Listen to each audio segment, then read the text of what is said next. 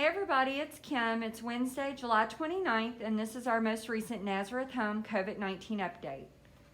These are the topics I plan to cover today. Serial testing, traveling and social distancing, visitors, telehealth, isolation carts and pulling items from the supply room, thanking you for what you do each day for the residents, and staffing. Serial testing. Why are we choosing to do serial testing?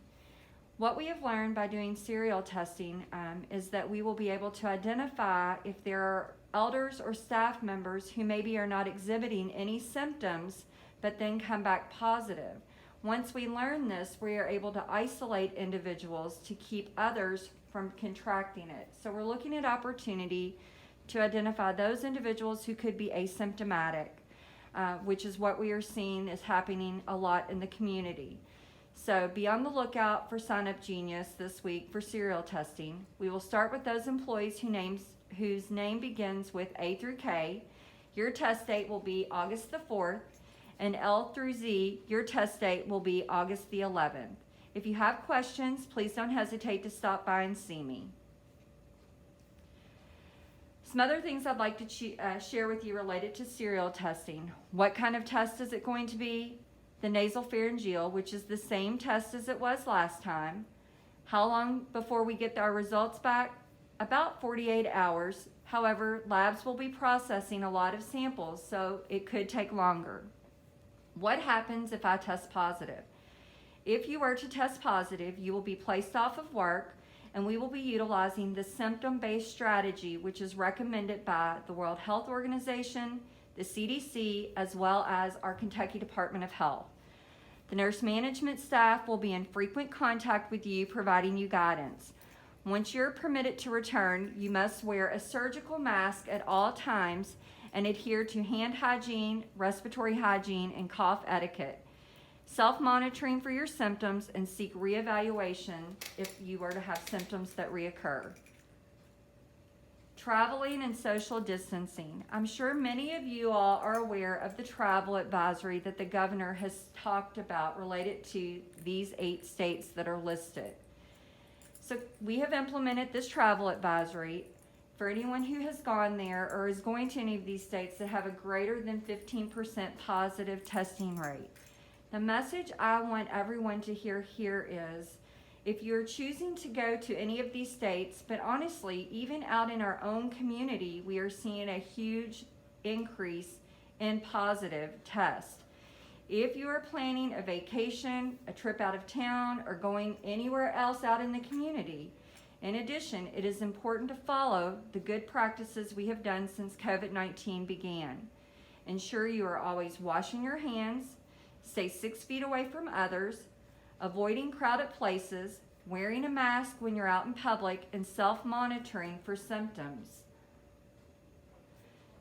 When going out in public, it's important that you should always stay 6 feet away, and you must wear a face covering.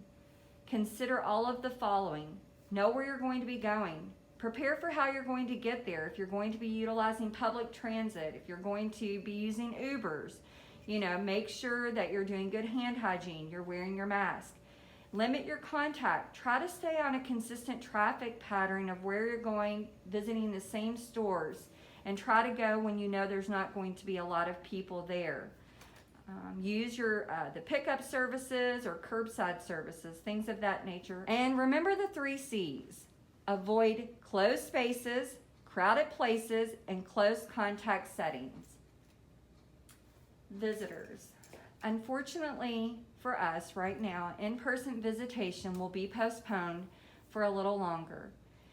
In addition, the results of the serial testing may require us to postpone it even longer.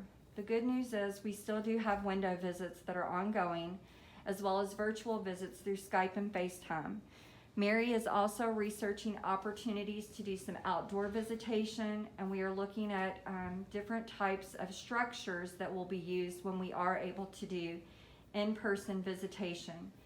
The one thing about visitors is we all need to be able to help to make sure if someone has a compassionate visit, a window visit, a Skype time, that we are timely, and that we get them to where they need to be so that they can have that time with their family. Telehealth. I want to remind folks that if you have our Humana insurance here, telehealth is a great tool to be seen quickly by a provider if you feel as though you have symptoms such as COVID or any other sort of illness. In many cases, physicians' offices do not want patients with COVID-like symptoms coming into the office to be seen.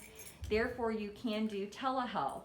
If you have questions, you could see Jennifer in HR, or you could contact the Humana rep on the back of your card. Isolation. Full and appropriate PPE, this is a reminder to all of us, must be worn in all isolation rooms. There are no exceptions to this rule. Isolation precautions and people under observation are assumed to have a disease that requires isolation. Appropriate full PPE must be worn in these rooms. These measures are important to ensure that we are not unknowingly spreading disease to our residents and other staff. Isolation carts.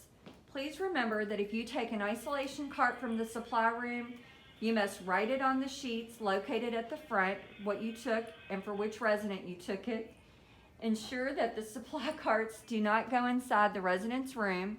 Once it's in the room, then everything will be considered dirty.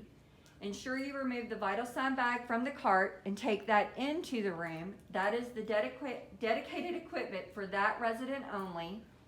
Do not use the vital signs equipment that you use on all residents in an isolation room. If you have multiple people in isolation on the same hall, try to only use 1 to 2 carts for all of them, and that will free up carts if we need them somewhere else. This is also a reminder about any time you pull any items from the supply room downstairs or from any of the supply areas throughout the building. Anything that you take from any supply room, especially downstairs when Tom is not here, it must be written down on the sheet by the front door. And if you're on the units, you must pull the label back, document the name and the date for who that person it was for. This is important so that Tom knows what to reorder. Staffing. Nazareth Home prides itself on providing quality, safe care for our residents. In order to give the care that is needed, we must have appropriate staffing in all departments. Healthcare staffing was difficult even before COVID-19 hit, and now more than ever, it is difficult to find and keep staff in the critical positions that we have. Please feel free to reach out to Jenny Fott if you would like to refer someone to work here. In the meantime, we are currently in a state of emergency due to the pandemic. Each person that reports to Nazareth Home each day needs to come in with an open mind. Please know you may be asked to do things outside of the scope of what you're used to doing. We would never ask you to do something that is unsafe, but we may be asking for your help in other areas.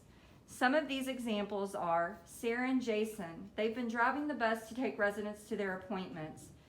Supervisors are working the dish line. Staff are changing their regular schedules to accommodate the screening process for staff and visitors. Nurses, nurse managers, and CMTs are working as CNAs.